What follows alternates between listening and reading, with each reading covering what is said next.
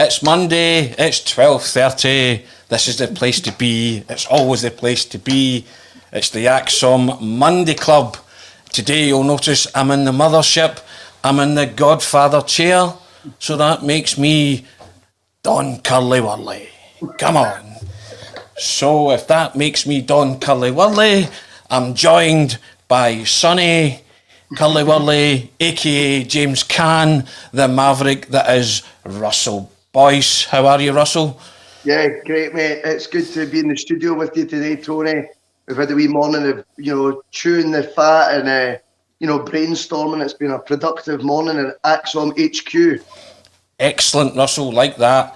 So, if Russell's Sonny Curly Wurly, that makes the amazing Amy Canavan, Constance Curly Wurly. How are you, Amy?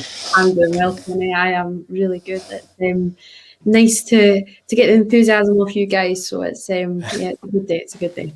And in true Godfather style, I'm just about to give you an offer you can't understand, never mind refuse. We're going to talk about the rip-roaring, free-scoring, never boring Glasgow Celtic. So let's get into it. And Amy, I want to get your thoughts firstly on Ange Postecoglou being mic'd up on Friday. That wonderful 3-minute clip of training, which seems to have caught fire and the imagination of Celtic supporters. What was your thoughts? Were you a fan? Did you like it? I absolutely loved it. I was totally and utterly engrossed in it. I thought it was exceptional. And I think it was everything that we really needed. And it was the simplest things, the basics, but it was just so encouraging to really see a man at the helm and really wanting to be at the helm, like he wanted to be in that squad and integrating and really be in and involved in the action, not standing on the sidelines dictating, just shouting a load of rubbish. Everything he said got me, on board, and I was totally and utterly in on it. It was a great 3 minutes, and it's all part of the it's just all part of that movement that we really needed from the club. That step forward. This is the sort of stuff, the content. I don't actually think any of us had really expected, but wow, it's really what we needed, and it's really a way to get us all on board. And anybody who's still, a little bit skeptical about it, you watch that, and that can only enhance, and get a little bit closer to being on that bus if you're not already there. It's great content. It really is, and I think everything that. Just his little spiels, his comments, just the way he goes about things. It's just, I think it's even his tone. I think my granny's always said it's not what you say, it's how you say it. And I think that's what's spot on. She's usually saying it in another context. Always listen to your gran, they're wise people. They're not old. They're not old. They've seen a lot of things, as King Jim would say. Okay. But it's in that sort of sense as well, that it's just the way that his enthusiasm is coming across, and he's not shouting. Well, he is shouting, but he's not shouting at the players. He's shouting with the players almost, and it's encouraging to see. It's the little, even already knowing, the young guys' names. There's Kerr McInroy in there. There was Leo Connor. So it's not the big, glamorous names, but you can already see he's trying to have that little bit of connection with the players. And it's just, you can't really expect and hope for a lot more in a guy's first week at the helm. Russell, the thing that struck me was the openness and transparency of it all, which Dominic Mackay alluded to. Rugby background, referees are always mic'd up. I've got a feeling that Dominic Mackay had a hand in maybe having Ange mic'd up for training and just bringing the club back to the supporters, reconnecting. We spoke a lot about that last season, that there was a disconnect. On Friday, you already felt reconnected with the club. And as Amy said, it was the way he was saying things and the encouragement that he gave to the players. 3 or 4 passes strung together. That's good football, lads. And he's not saying anything that I don't expect him to say, but it was the way he said things. And he clearly loves Odsonne Edouard, because Odsonne Edouard was mentioned. Brilliant Odsonne, excellent Odsonne, magic Odsonne. I want Odsonne to stay. I'm sure he wants Odsonne to stay as well. But just little things like that. But it was a nice wee insight, isn't it, into a day, what they were all about, and a day at training. And you did feel closer to the club. You were making that pass. You were finishing that shot. That Odsonne was finishing, that kind of thing. So what was your take on it, Russell? Did you enjoy it as well? Totally. I think, again, I agree with, you know, the actual content of what he said. I don't think he reinvented the wheel of coaching at, you know, at any stage. But I think for whatever reason, it has resonated with the fans. It has undoubtedly went, you know, viral to an extent with Celtic supporters who all seem to have jumped on it, which is brilliant because, I mean, every other tweet that Celtic posted last season and even you know, most of the summer has been hit with 1,000 comments, you know, criticising or slating the board or, you know, abusive at times. And I think they've done two really important actions in the past week or so. One was obviously the fan media conference, which resulted, apparently, according to Dominic Mackay, the highest season tickets ever sold in one day. And then you've got this video where finally they've managed to turn the narrative into a positive on Celtic's Twitter feed, which is one heck of an achievement itself. If you ever do read the sort of comments they are normally subjected to for whatever it is they tweet, particularly a happy birthday one. I also thought it was good that he knew all the names of the players. I thought that was impressive. I think, like Amy says, he's trying to integrate himself by doing that. And it's just a genuine touch of class as well. I think that's someone who's making an effort with his squad, wants to get to know everyone on a one-to-one basis. And we need to talk about the save that we've seen in the training video, Tony. I thought you might want to jump in there, mate. I witnessed the eighth wonder of the world. Barkey made a save. Yes, I think we should have a round of applause for Barkey making a save. Yes. We are being flippant about that, but obviously Barkassi singled him out for a bit of praise for making, and it was a good save, by the way, I have to say. But yeah, I mean, I just like the fact that, as you say, he's ingratiating himself to the players, and he is picking out things that they do well.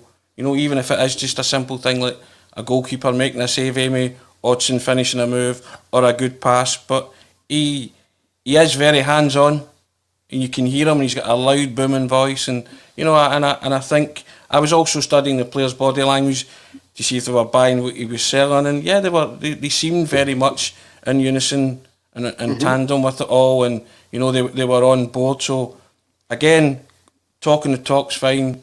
Need to walk the walk. But, you know, I thought it was a cracking wee snapshot, and it gave everybody a wee feel-good factor again. And we're building the feel-good factors in relation to Celtic, I think. And Ange? Yeah, there was no, you know, groundbreaking sort of coaching mastermind piece behind this. You know, we're not getting ahead of ourselves here, but I think it was just the fact that, you know, the basics we'd done wrong so often last season. So we need to get it installed again. That, you know, if you get the basics right, then that's the first step, and that is what needs to be, you know, really drawn upon right now. But it was just the whole. I think it was more the atmosphere, not the actual training. I think it was like say the integrating, the I'm trying to, like I say, I'm not saying shouting, but demanding calls, but encouraging, you know. And I think that's something that I just feel was lacking around the club last year. There was just a lot of negativity. I'm not saying obviously we never got to see training sessions quite so mic'd up last year, but you can't imagine it being the same sort of response and same sort of cheers and just, you know, just a general buzz. You know, it looked that something was clicking, and it's kind of hard to pinpoint exactly what was going right, but it was just good that it was nice seeing something not going wrong in that sense. So it was a great move by the club, I think, and as Russell says, it's a great way to try and get the fans back on board, and 3 minutes of good content is well needed. True, I just liked it. It's a nice wee snapshot, wasn't it, Russell, of maybe life with Ange. And, you know, it as a move to get people on side, or the supporters on side, it certainly did that, didn't it? Because, as you say, it went viral, and people are now talking about Celtic much more positively again, which can only be a good thing. Yeah, totally. I think, you know, as obviously we've spoke about how essential as he gets off to a good start, the best way of enhancing his chances of that is having a buy-in from the fans, having the fans on side, backing the man in the dugout, not perhaps on the fence with it like I was. You know, I think, you know, what you're wanting is to get as many of the supporters. Firstly, they've been clever by getting the season books renewed to such a high level, which we didn't all expect or necessarily see that coming. Secondly, you're getting positive vibes now from the fans, positive energy. And I think, you know, he's going to need all the help he can get. We know how big a rebuild job is required. We know that he's starting, you know, with very little time in his hands. We've discussed all that. But what you can have to help you is goodwill from the fans, and the fans are all completely backing and getting on board with what is a new era, because it is obviously not just the manager, it's Dom Mackay as well. And the early signs are very good. They're encouraging, but it will count for nothing if we don't see it replicated on the pitch, of course. But to give them the best chance of getting good results on the pitch, you need a fan base behind you in unison as well. So we seem to be doing that. My only criticism, and it's slight, I was reading various fan forums and stuff and various comments on the actual training session, and you know, people were saying he sounds like Jock Stein, he sounds like Brendan Rodgers, he sounds like Martin O'Neill.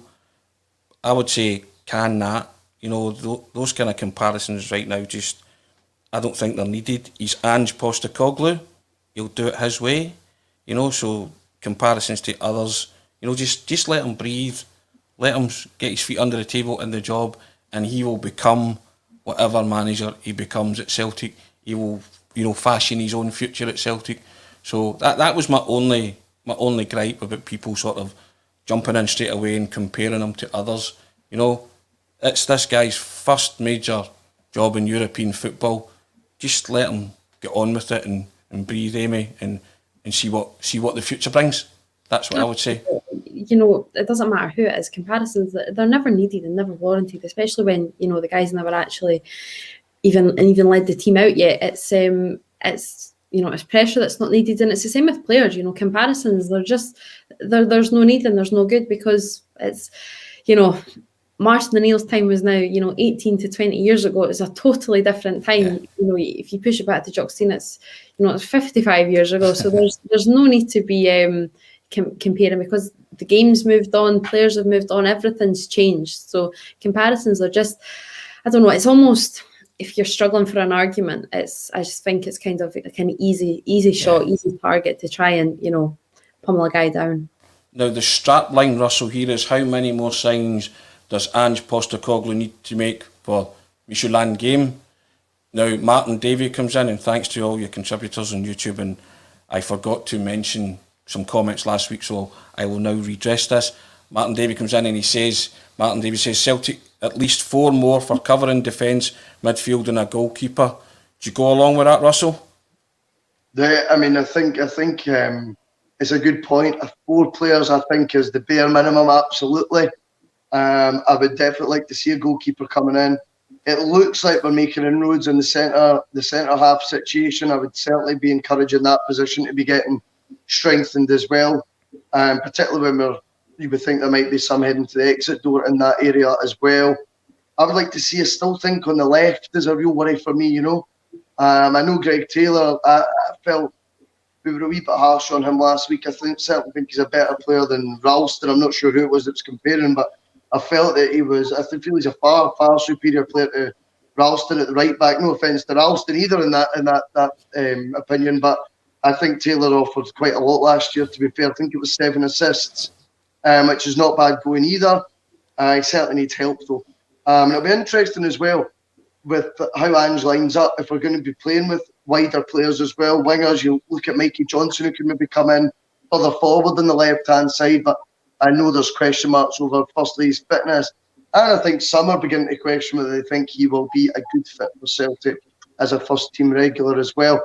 And then obviously you get to up front, and I still think we need, well, the Griffiths re-signing through the week was welcome in my opinion. I thought it was common sense prevailed. I thought it was the right decision. I certainly think we could be doing with more options than just him and Ajeti up front. Of course, the $1 million question, or the $20 million question, we hope, will be whether Odsonne Edouard stayed. If you've got Ajeti, Edouard, Griffiths, you maybe just need one more up top. I don't think there's a future for Bayo. But yeah, I mean, you're looking over the whole piece, and like I've already touched on, it is a big rebuild required now. It is a big rebuild, and we might just need to accept that he's going to need to just be doing it sort of like in a building blocks sort of style, where it's, you know, certain positions get strengthened whilst others maybe they just can't get all these bodies in at the same time, so other positions might struggle a wee bit because of that. But yeah, big strengthening. I agree with the contributor. I think 4 bare minimum. Wait a minute, Russell. Well, I'm going to go all 80s on you and Harry Enfield. Loads of money. We're walking our wad on the counter here. Double, bosh, bosh, bosh. we're splashing the dosh. We're going to sign everybody. Got Aaron Hickey at £3.5 million. We've got Vuskovic at £5 million. We're possibly selling Ayer for £12 million. So, the money's not an option. Allegedly. Nah, I'm being flippant again, Amy, but now there seems to be positive moves with there being linked with a £3.5 million move for Aaron Hickey, and Vuskovic didn't play in a friendly at the weekend, with Croatian media hinting that they're going to finalise a £4 million deal for him. Now, we spoke about Vuskovic last week.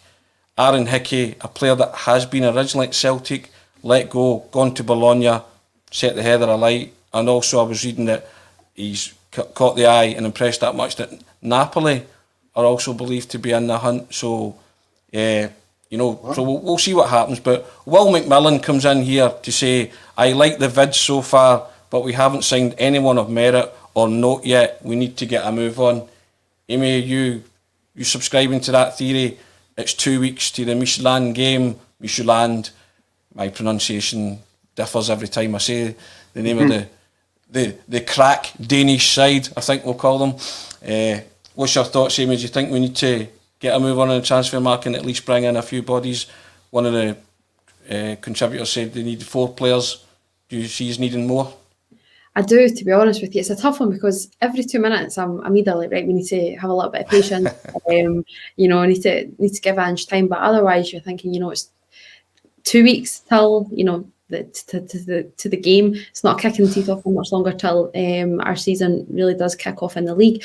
And, the mass rebuild we were talking about months ago is still needed, because it is worrying that we've not got any, ready-made player really in, and that is where we need to look. And I understand it's a tough market, but these gems have to be out there, and if we want to be a top club, we have to have the guys in place to be able to find these gems, because we've been there before, we've found them, so we know they're there, and we talked about it last week, your hoopers and whatnot, but it's tough, it's worrying. I think I am now a little bit worried in the sense that it's just, it's not the time. We don't need 18, 19-year-old players who, and if they're ready-made and if they're ready to walk into the first team, then that's fine. But I mean, don't need an 18, 19-year-old project player. That is not what we're after right now. It needs to be somebody who can come in and walk into that first team and really not need a 4 to 6 month, bedding in period. It needs to be able to walk into that side and put in a performance. And I know that is asking quite a lot, but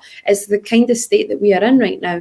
Hickey is an interesting one. I think there's a lot of frustration around Hickey, not about the player, but I think just around the club, as in he was our player to start with. Obviously, he didn't quite hit the bill. But then this time last year, we were, close to signing him as well. And I think I can't quite remember, was it 1.8 we possibly could have got him for last year, and now we're looking at 3.5, 4.5, and it's just, it's a whole different topic, but you're just thinking bad business Celtic yet again. But that's another side of the story. Well, someone took that decision that Aaron Hickey wasn't going to cut it as a Celtic player. Yeah. So you'd have to turn around and say, who made that decision?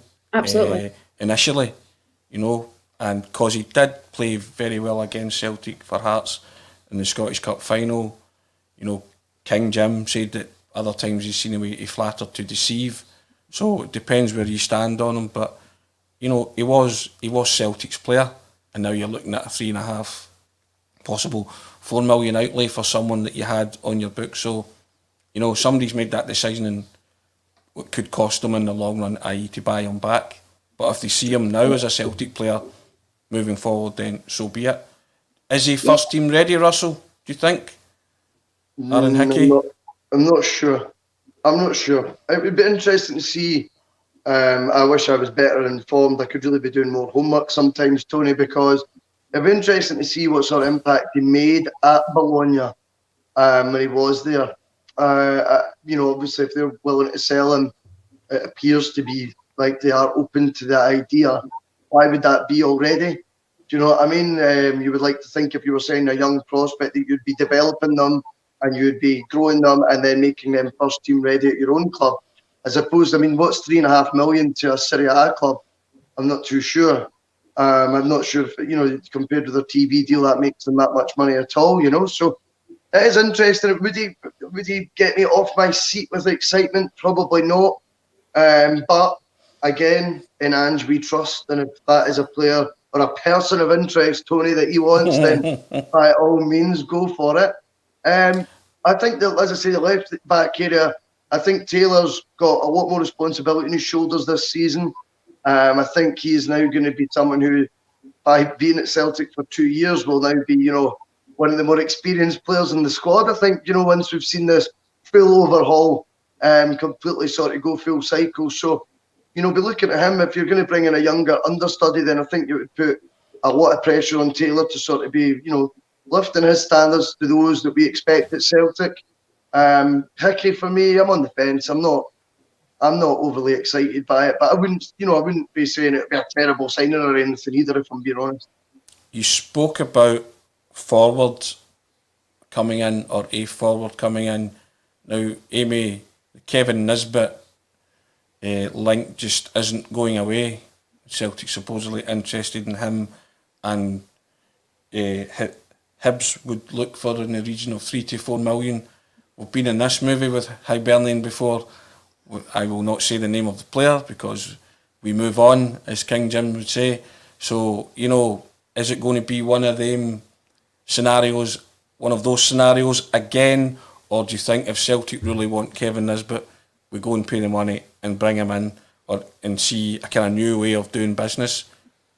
Hibs say this is the price for Kevin Nisbet, Celtic pay the price. Well, if Celtic want him, Celtic have to go out and get him. I do think it is that simple. You have to try and show yourself as, a powerhouse at a club, especially in your own country. And there's been too many players in Celtic's own backyard that they've just let fall through the wayside, and they go on to do better and bigger and better things. And like you say, we're not going to need to delve into those ones anymore because we all know who we're referring to. But I think that Nisbet's got what it takes. I think one of the most lucrative things about if you went for Nisbet is that he would come in and you could chuck him, right into the first team. And I know there's some people who would go, yeah, perhaps, maybe not, but I do think he's ready. He easily could have started for Scotland. Obviously didn't, but any other day, it really could have been, and there was large calls for that. And again, he's done the business at Hibs, so perhaps maybe not for Midtjylland, and that's for me, even though he could, but I think maybe some fans could even be a little bit sceptical about that. I appreciate that, but you're not having any hesitation in sticking Nisbet into the first league game, none whatsoever, because he can do the job. So I think a Nisbet partnership up top, because he likes playing in a two as well. He's done well with Scotland with that. And not always at Hibs was he in a two, but when he was with Christian Doidge, he worked well with him. And I've seen quite a lot of Hibs last season, and I would like to see Celtic play with a two, because I think if we're going to utilise Griffiths in the way that we've now rewarded him with a new deal, then he has to get game time. Griffiths at this age is working best as a two, and I think with Nisbet beside him, it could be a really exciting partnership. I think Amy speaks a lot of sense there, Russell, in terms of Celtic. If they're going to play Lee Griffiths, and he has to be part of a two. We have banged on about the best football that Celtic played in recent years was when Griffiths was part of a two up front with Odsonne Edouard in particular, when they caught fire when he came back from Dubai last year, and went on that amazing scoring run as well, and it seemed to function, it seemed to gel then.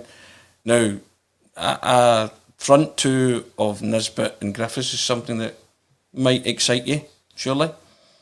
Yeah, totally. I couldn't agree more with what Amy said. I think Nisbet is someone that's under our noses that you could end up regretting if you seen him going down to, I think it was Birmingham City he was linked with before.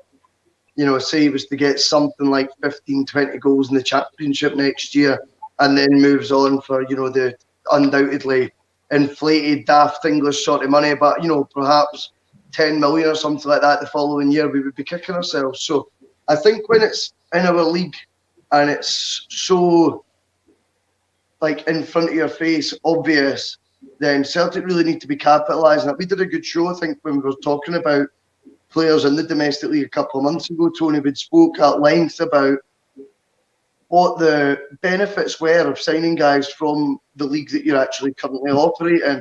We've seen how many other players come to the league and it takes them by surprise. They take time to adapt. In some cases, they don't adapt at all. And you have to be thinking, if there's a guy there who's rated highly enough to be at the Euros, in a very talented Scotland squad. I appreciate we didn't perform very well, but it is a talented squad. There was a good pool there to select from. Nisbet's made that squad on merit based on what he can do in the SPFL.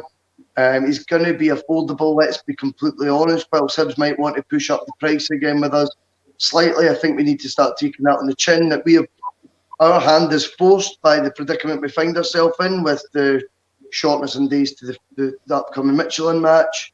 I think I said Midtjylland there, you know what I mean? I'm making it tired. But I think with Nisbet, for me, it would be a sensible signing, I think. And I like Amy's point about working in a two. For me, I don't Celtic has an excuse to be playing one up top in the domestic league, unless it is really to accustom to the matches against your rivals. I happen to think that in the other games we should be aggressive, and I like obviously the noises that comes from Postecoglou. He is an aggressive coach, and he's going to be wanting us to be on the attack. For me, a two up front is certainly part of that, and something I would like to see us utilise more often. Amy, Nisbet is first team ready. I've banged on about that phrase, first team ready. Yep. We bang on about that, players having come in and make a contribution, hit the ground running. That is a player who could do that straight off the bat. He knows the league, he knows the setup. The only thing he may be not aware of is European football, but, go and express yourself. Be, as Russell said, on the front foot, positive, and if they're going to play attack-minded football, it'll be up Nisbet and Griffiths Street, surely. Yeah, like you say, we know that there's been a lot of talk coming in that Ange likes to play, the attacking football, and he really is reliant on his wingers. So I appreciate then that would maybe think that it would only be a one man up top for Celtic, and if that's Ange style, then we have to go with it. But also, it has to be, the perfect mix, because at the same time, it needs to play to Celtic's strengths. And I think Russell hit the nail on the head there. When we're playing against, 99% of teams in the league, I do believe that we should be playing two up top, because we shouldn't just be, scoring two and sitting back. We should keep going and keep pressing. And again, I understand then. So let's say we go with Ange's, as past records, and it'd be the one striker up top. Then it doesn't really. Do we really see Griffiths being that one man up top? Because I think a lot of us would say that those days are gone. So then you're having to look for another striker, and then I'd be turning to Nisbet as well. Then this is obviously all in the case that we don't have Odsonne Edouard.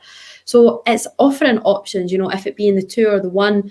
And say Griffiths starts as the lone striker, he's not going to last 90 minutes, not as the lone striker, because he's getting old. It's a different Griffiths to it was, a certain amount of years ago. So it's I think it is a sensible signing. And again, he may not be European ready, but how many do we bring in who are European ready? True. Now, the caveat to this is all the kind of gossip, rumours, Russell, nothing concrete per se, but I mean it's still out there, and we'll give our opinion on it. And another one that's out there now is the fact that Norwich City, newly promoted Norwich City to the English Premier League, are possibly weighing up a £12 million move for Christopher Ajer, who's seen various moves to Newcastle and others go by the wayside. Now, that we spoke about, everybody knows my thoughts on Christopher Ajer as a football player. Yeah, but I said that Celtic should not be selling him for less than his market value, whatever that is. They knocked back 10 million, and now they seem that Norwich are going to be prepared to pay the 12 million. Now, to me, that seems a decent bit of business for Celtic. If they conclude it, he might well be there by the time the season starts, but if Norwich's interest is as concrete as that, and that's the kind of figures we're talking, then I think you would say that would represent a decent return for a player of Ajer's ability. Yeah, I think there's two sides to it. I mean, 12 million, whilst it's good for us, I mean, it's pennies to Norwich. They just, got the EPL riches, just, landing in their bank account probably the last month. They can certainly afford that. For us, we need to look at it realistically. He's got 1 year to go in his deal. He had said publicly, and when I spoke, I thought he spoke very well in that, in fairness. I thought he was just being honest. He says, I've got an agreement with Celtic. They know where I stand. I will be expecting to leave if an offer comes in, sort of thing.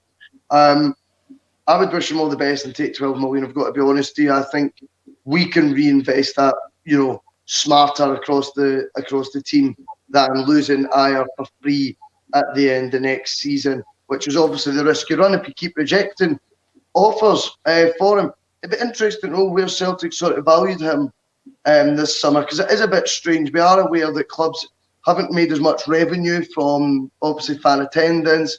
Obviously your match day revenue can fall in other ways. So perhaps the market this summer might be slightly down on what maybe the growth we've seen in it in the past couple of decades. I think this year could be one where fees are maybe a wee bit more realistic. To you and I, more realistic. And I think 12 million for Ayer does I think we recognise that as good business, to be honest with you. 12 months to go in the deal. He's not signing a new one. He's made that abundantly clear. 12 million, go and stick it right all back into the kitty for building a team ready to mount a title challenge this year. Do you know what I mean? Amy, I look at that and I see if you get 12 million for Ayer, right, you could get Hickey, you could get Vuskovic, you could get Nisbet. That pays for that, right? Now, those are three players that they've been linked with, and that's the kind of money we're talking. I'm not saying it's going to be those three, but on the back of if Ayer leaves for that kind of money, you can replace him with three players up to £4 million. Simple mathematics, isn't it? As long as they plough every penny back into, the team, and spend the £12 million. Now you work, get two £6 million players if that's the way you want to go, so or whatever. But at least if that kind of revenue comes in and you're prepared to pay it out again, then you're going to add to the squad. But it goes back to the quality element, doesn't it? Yeah, the quality over quantity. Yeah. And that's to use Russell's analogy, that's the flip side of that argument, isn't it? you don't want numbers in, but you want quality players to come into your club and make a contribution from the get-go. Yeah, we know we're not going to get the money that we all really wanted for Ayer. As Russell said, it's only 12 months left on his deal. I think we are now at the stage that we can maybe try and push Norwich one more, but we need to be careful. There's no denying that I think he suits perfectly for Norwich, and I could see him in a few years. Grant Hanley's obviously their captain right now, who's remarkably young, even though he seems like he's been on the big stage for decades. But I think it'd be a great suit. We talk about all this bad business, and perhaps that's the way obviously we've let Ayer the last 12 months, only 12 months left on his deal, hence why we won't get maybe the big sum that we would be after, because we're spot on. 12 million is absolutely nothing to these clubs down south, but we need to be clever in the way that if we get a sell-on clause in the deal, it's about time. I think people are talking about the Edouard one. What are PSG going to be getting off this deal? Jack Hendry, how frustrating we're going to end up in that deal. Usten could make whatever they really want to. They could be pushing for about 5 million for him. So it seems. So it's about time we be a bit cleverer in our deals, even when we're letting a player go.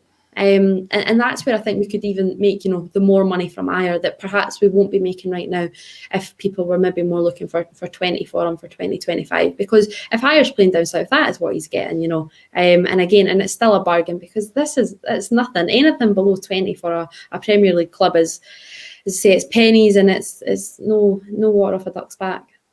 I think Celtic have been sure in the past, though. I think there's still a clause in Moussa Dembele's deal where if he goes for a lot of money, then Celtic will get some windfall and from that. So I think they've maybe got burned slightly over the Edouard deal, because I think they thought when Edouard's stock was high they were going to sell him for the Dembele dollars, as people called it, and as Russell's alluded to there, the market might be lower, so Celtic might struggle to make any real kind of money on Edouard, who's in the same position as Ayer a year ago, and has actively said that he's another player that maybe wants out the door, but you don't know how he's reacting under Ange. That's good Hodgson. So if the man keeps blowing smoke rings up your proverbial, then you might like the cut of his jib, as Jim would say, or you might be inclined to stay a wee bit. I don't know. What only Hodgson Edward can answer that question.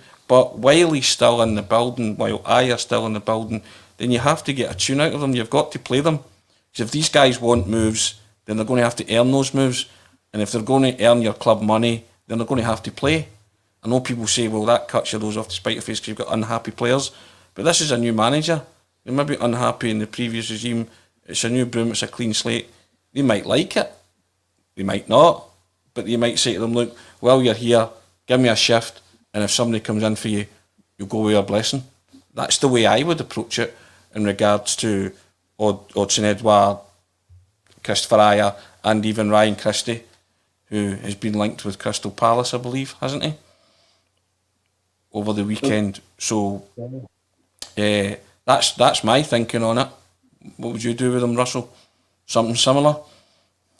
I think when they're available for the squads, remember, we need to treat these ties as one-off ties against the likes of Midtjylland, because the revenue potential, and I accept it is a massive if we were to, somehow navigate them, you're going to need your better players to do that.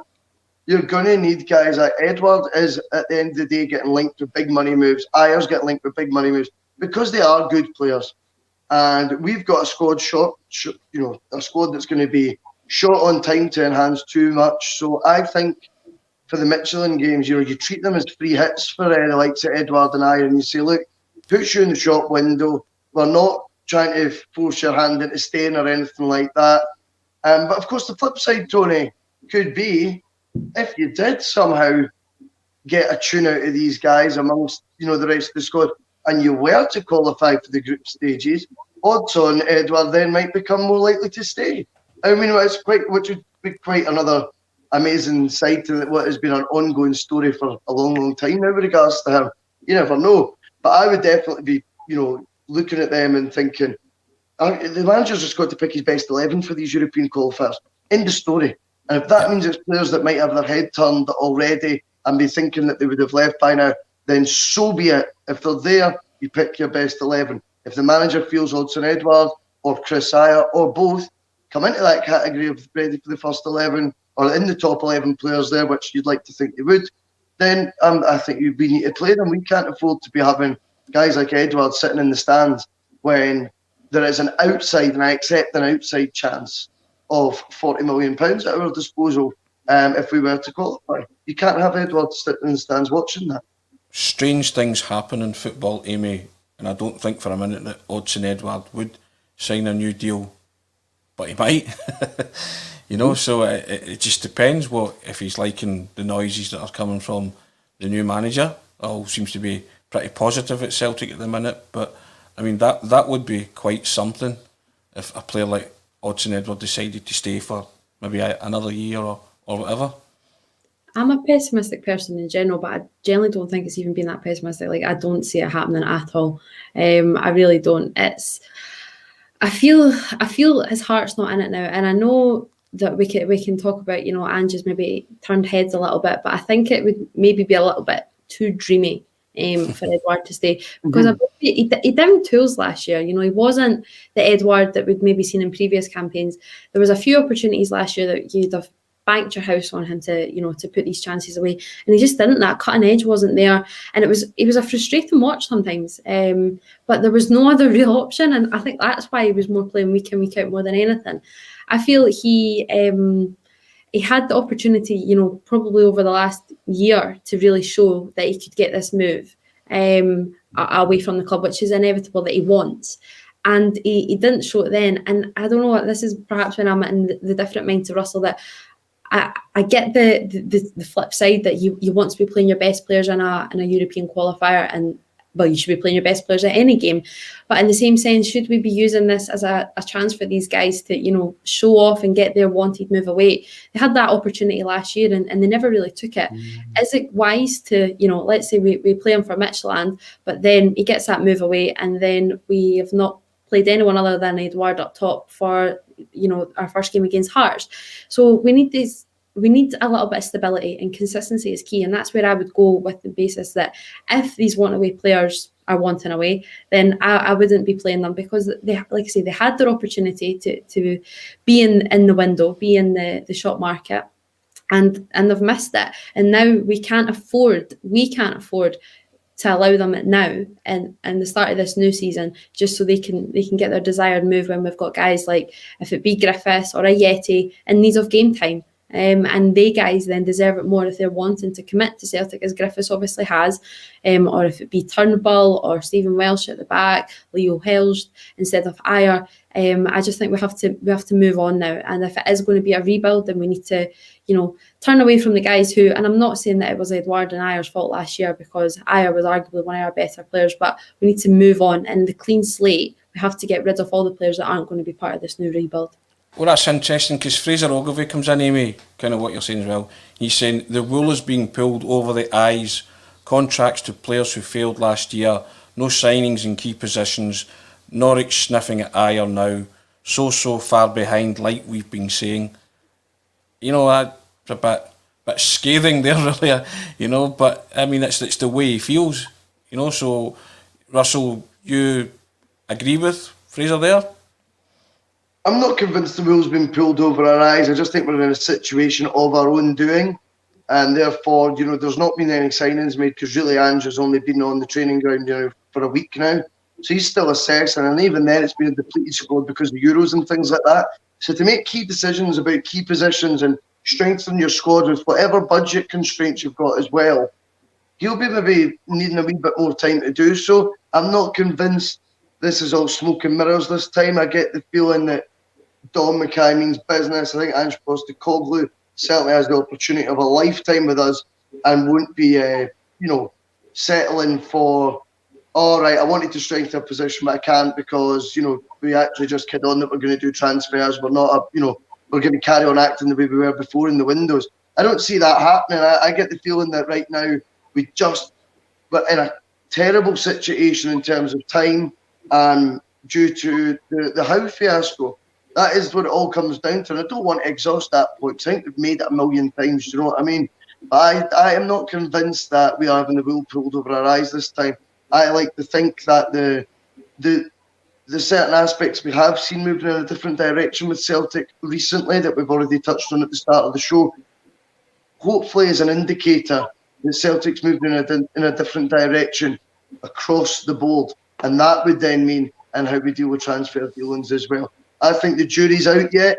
I understand the scepticism because we've had our fingers burned before Champions League qualifiers with lack of signings, not getting deals done over the line, relying on seeing whether we make the Champions League before identifying what players we can or can't afford. And usually it's the latter on that one, obviously. Because of that strategy, I'm expecting Celtic to be moving in different directions on various sort of aspects of the club right now. I fully expect that to be involving transfer dealings as well. I think we will be more assertive in the market when a player is identified by, whether it's a scout and it's put to Ange and he approves, or if it's something that Ange brings to the table from his previous experiences, perhaps. I think if Ange then has looked at our squad and thinks, yeah, that needs strengthening, and that's the guy, I think Celtic will do everything they can from now on to go out and actually get the deals done, as opposed to what we've seen in the past. Now, whilst I agree with a lot of what Russell's just said there, he mentioned one word, time. Time is Celtic's enemy now, isn't it, really? And it is a situation of their own doing. But we are slowly but surely trying to crawl our way out of the problems that we've created for ourselves. And unfortunately, that takes time, which we don't have. It's a commodity we don't have a lot of for the European ties. Maybe sort it out domestically. So then that goes back to the school of thought, do you forfeit Europe for domestic success? I'm of the opinion, no. You try and do your best in both competitions. You don't forfeit anything. You're a Celtic team, you try and win every game, but we know that's not possible. It's not possible, but you have to at least endeavour to try that. Yeah, you've got to, you can't, and I understand, there's been a lot of this free hit at Europe, but I think, like you say, you've got to take it as, a great opportunity, as any chance in Europe really is. And that's kind of what I was alluding to earlier with time. It's at 1 minute I wanted to give, you want to give Ange Postecoglou a little bit of patience and let him build and see what he's got at his disposal. But at the other side, you're wanting, I just want a ready-made player in the door here, and we're not seeing that. So it's tough, it is. And I know that's the old adage, Amy, give me patience, but give it now. That kind of thing, yeah. Yes. Yeah, something like that. what it is. Like you said, there's no way, we can't just say, Europe's a non-starter. You've got to give it your best shot. And I think, this season and even, the Euros more than ever, anything can happen. Without a doubt, that, and you touched on there, Russell. These are one-off ties. You negotiate them as they come along. I think most supporters would love to see us beat Midtjylland, the Danes, the Great Danes. And if they beat the Danes, they would be very impressed by that. But a lot of supporters also would want a strong start domestically. Now, I said in the pod on Friday that means going to Tynecastle and winning, and going to Ibrox and winning. A lot of supporters would possibly want that before beating the Danes. It depends what kind of side of the fence you're on with that. But I'm of the opinion, why can't you do the two of them? Even though you might lack the personnel per se, but this is all doable stuff. I think if Postecoglou wants to really get people on board, win football matches. It's a simple thing, isn't it? And it's the hardest thing in football, but they're not. These games aren't undoable. They are very doable. You go to Ibrox, you lay a marker, I said on Friday, go and do that. Yeah, I couldn't agree more with you, Tony. I think, I think it was Kev who used to go, if you do well in Europe, domestic league takes care of itself, because you'll have a prop. That will mean that your team has risen to such a standard, I definitely think we should be trying to challenge on both fronts. I think that's the vibe that Amy's given. I have called the Champions League a free hit, more of a reference for absolving the manager of any blame if we don't, because I don't think this is on him. That would be where as far as I go with a free hit in that aspect. The flip side is we were very, very fortunate to be in the Champions League. Very fortunate. First, second place team in, over a decade to have a Champions League qualifier. Make the most of it. Grab it with both hands. Give the manager as many tools as you possibly can to achieve success in those qualifying routes. Because let's be honest, even if we don't, we then drop into a Europa League playoff, which then becomes pretty essential that we win, as I don't think fans will buy into a Conference League season for Celtic. I think that would give off bad vibes as well. So I think we do. You're going. Do you know what, Russell? I'm of the opinion, though, but see the more high-pressure games that Celtic play, gets Ange used to that mentality. No, totally, mate. Right? He has to get used to that high-pressure stakes at Celtic and play as many of those high-pressure games as possible. Whereas if they do get knocked out and they're in a Europa League playoff, then losing's not an option, that kind of thing. Yeah.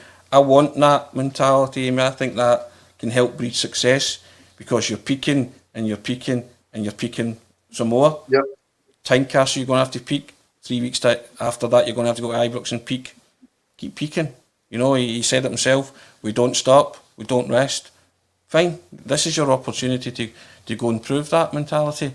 And John Mulhern comes in, he's looking at individual players, and he reckons that Ajeti looks in good shape from the vids Celtic uploaded. He looks ready. I know there is a player there. That's fair enough. That's the man's opinion, and I think a lot of people's personal jury's out in that. But if you can get these guys to peak, guys like Ajeti, then you might pull this off. Absolutely, and at the end of the day, a manager or a player, you want to be playing at the top as well. You want to be. I know we can maybe use the phrase, thrown at the deep end, but if you offered, that sort of fixture list to any sort of player, away to Tynecastle and then a few weeks later away to Ibrox, that's what you want. Like you say, you test yourself at the best, and that's up in levels, and that's what it's all about. There's no point, just lurking about low and not. It's why you're a footballer, is it not? Exactly. You want to play in these. Surely you're dying, you're bursting to play in these arenas, the European arena, Tynecastle, Ibrox. If you play for Celtic, that's the stage you want to be playing at or on. Sorry.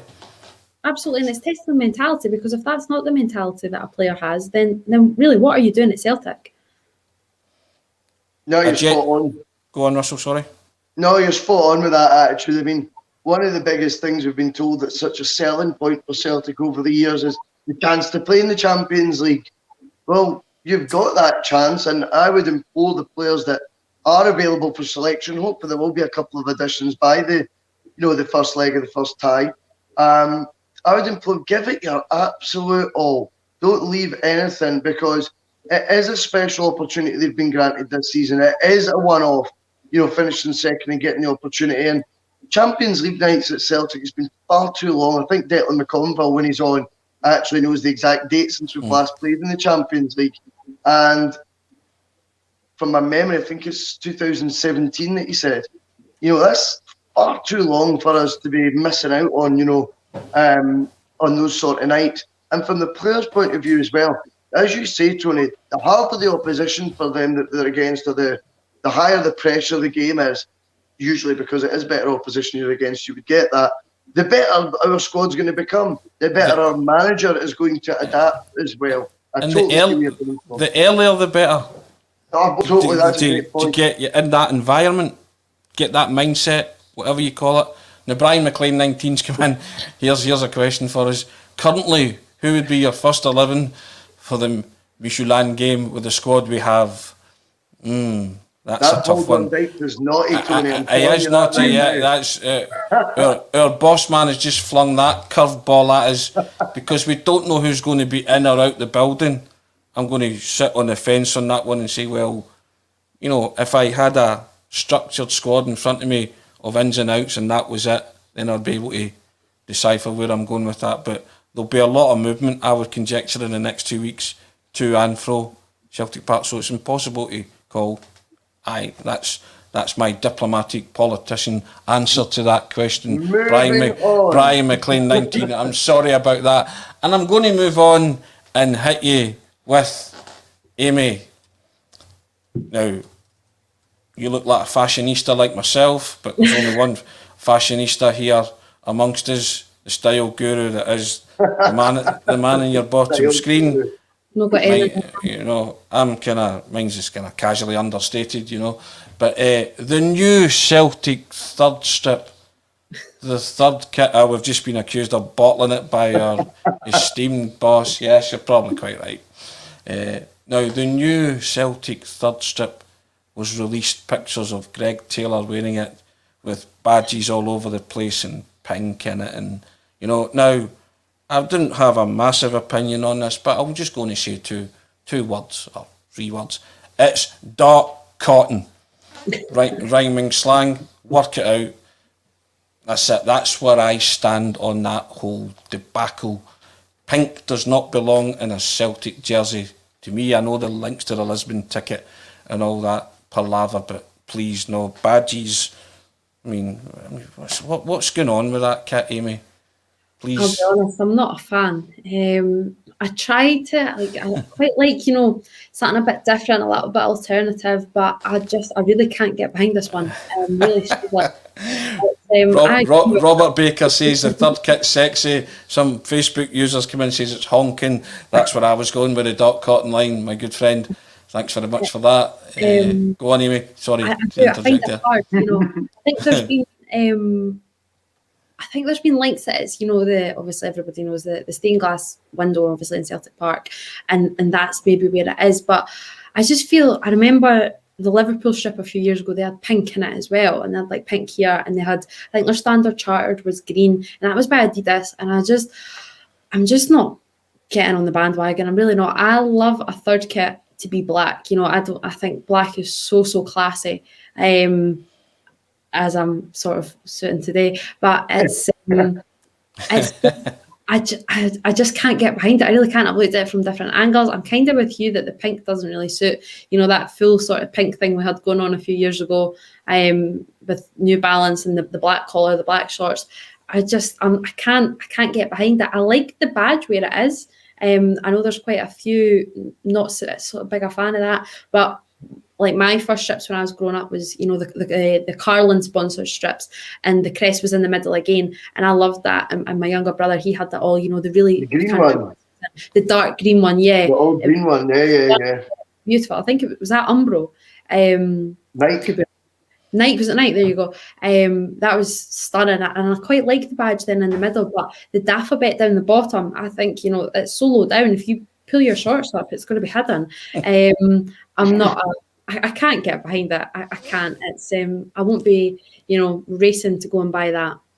you won't be rushing out to spend your £50 non-season ticket voucher on that then, Amy, no? It's a non-starter, that is. Fair enough. Non-starter for you, Russell. You're a man of flamboyant taste, shall we say? That's a good word. It's a bit of a flamboyant kit, is it not? It is a flamboyant kit to an extent. The jury's very much out on it. I'm not convinced right now. I think the sponsorship thing that Amy's just mentioned, Paul had sort of said that last week. I can't remember if it was in the group chat or on the show, that the sponsor's really low, and that is just, my OCDs went out of control with that, man. I just can't stop looking at it now and going, why is the sponsor so low down on it? It's weird. As for the pink and the kit, I suppose we've had a hit and a miss with the pink and the kit. I thought the pink one with the black collar was relatively all right. I didn't mind it too much, but then you had that grey one with the pink sort of V shape at the bottom, which of course they never even wore in one solitary match, which, as we've said before, will become a famous pub quiz question. I have got no doubt about it. Joseph McGonigal comes in, Russell, to say it's to represent the stained glass window, which Amy alluded to. I think it would be okay without the sponsor. Yeah, I mean, there's been various links with the pink, hasn't there, with the stained glass window and the Lisbon ticket, that kind of thing. So, a myriad of pinkness and Celticness in the last couple of years. I think what it's done, though, is it definitely enhanced the other away kit. It now looks even better than it did before. It is a Rolls Royce of an away kit, that. So I think, if anything, it's inspired me to definitely make that my purchase now for this summer. You chucked in the goalkeepership as well. That's equally howling. Oh, the goalkeeper kit. That if anybody's... Yeah, it's a full pink monstrosity, isn't it? It's terrible. Yeah, it's not very good. But we'll do as what King Jim will say. We'll move on from the pink goalkeeper kit. But these are the things that kind of, divide the Celtic support. I love their opinion on it. It's it'll be interesting to see how many people actually buy it. But somebody said they think it's sexy. Other people on social media have said they really like it.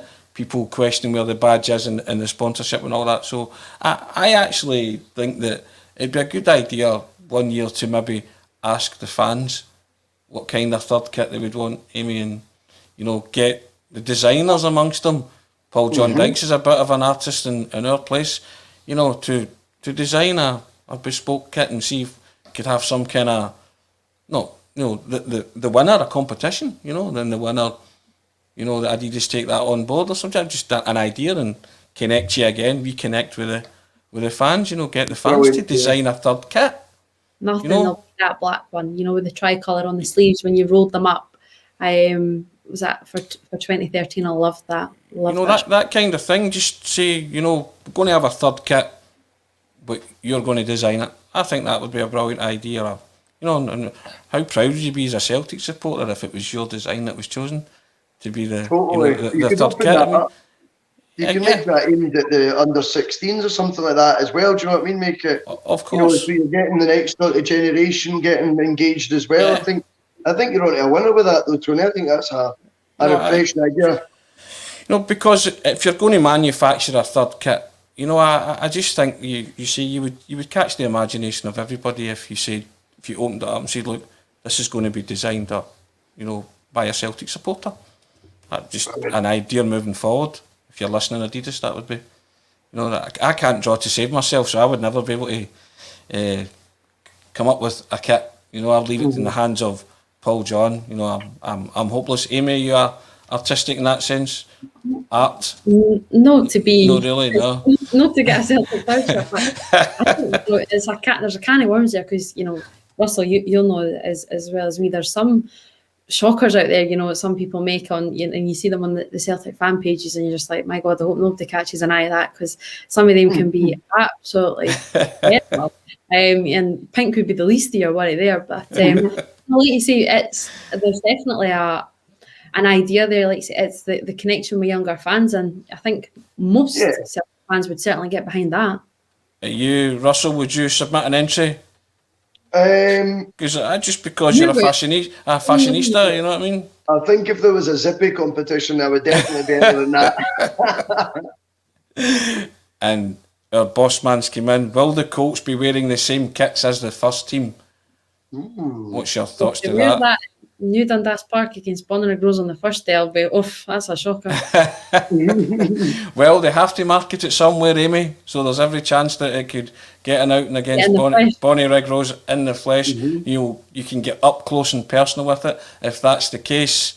Yep. But we'll end on that high, low note, so to speak. I've been Tony Haggerty. It's been a Celtic State of Mind, and I've been joined by the amazing Amy Canavan and Russell Boyce, our resident rascal. Subscribe. Yes, and as Russell's pointing, subscribe to all the channels. And join us for Scream of Celica tomorrow as well. We are going to March 1996. Shameless plug for Screamer Celica by Russell Boyce. Marvellous. You may as well plug Soccer Supernova, Amy. Go on. I don't know who's on this week. Well, we'll plug the Soccer Supernova show with the man with no name. All right, with Amy this week. Excellent. That's our wrap. Thanks very much for tuning in.